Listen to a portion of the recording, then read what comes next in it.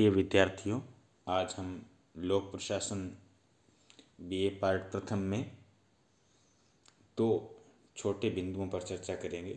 लोकतंत्र और लोक कल्याणकारी राज्य, समाजवाद और लोक कल्याणकारी राज्य। पहले हम देखते हैं लोकतंत्र यानी डेमोक्रेसी और वेलफेयर स्टेट में क्या रिलेशन है।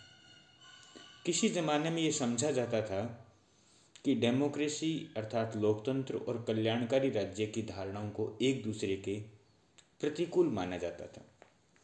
लोकतंत्र से अर्थ है अधिकाधिक व्यक्तिगत स्वतंत्रता, नागरिक और राजनीतिक अधिकार, मतदान का अधिकार, विधि के समक्ष क्षमता, विचार और अभिव्यक्ति की स्वतंत्रता, राज्य के कार्यों में सक्रिय भागीदारी और सरकार की आलोचना करने का अधिकार।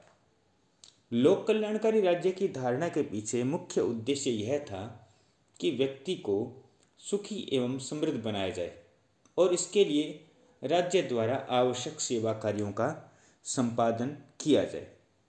कल्याणकारी राज्य अपने कार्य क्षेत्र का विस्तार करके उससे से अधिक लोगों का कल्याण चाहता है, किंतु यह राज्य उत्पादन और वितरण के साधनों पर नियंत्रण स्थापित करता है।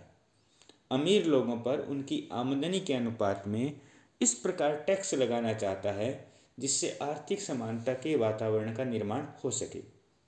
कल्याणकारी राज्य के कार्य क्षेत्र का अत्यधिक विस्तार होता है और व्यक्तिगत स्वतंत्रता की भावना को आघात पहुंचता है। लेकिन इससे यह निष्कर्ष निकालना उचित नहीं है कि लोकतंत्र और कल्याणकारी राज्य एक दूसरे के विरोधी हैं।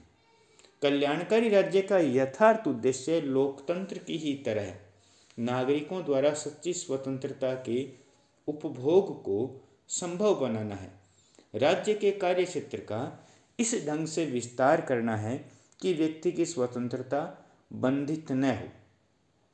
कल्याणकारी राज्य व्यक्तिगत स्वतंत्रता और अधिकारों का सम्मान करता है और सामाजिक परिवर्तन के लिए जनतांत्रिक तरीकों को अपनाता है।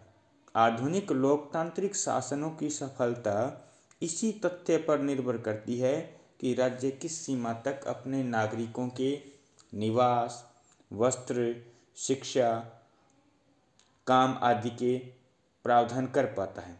लोकतंत्र के स्वस्थ विकास के लिए बेरोजगारों को काम पर लगाना, कमजोर वर्गों की सहायता करना, बीमारी और बुढ़ापे में सहायता प्रदान करना आवश्यक माना जाता है। वस्तुतः लोकतांत्रिक शासन में अच्छे जीवन के लिए वातावरण तैयार करना कल्याणकारी राज्य का प्रमुख लक्षण है।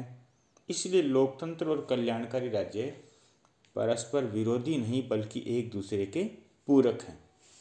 इसी प्रकार एक दूसरा आक्षेप लगाया जाता है समाजवाद और कल्याणकारी राज्य के संबंधों पर। कार्ल मार्क्स के उपरांत समाजवाद दो प्रकार की विचारधाराओं में विकसित हुआ।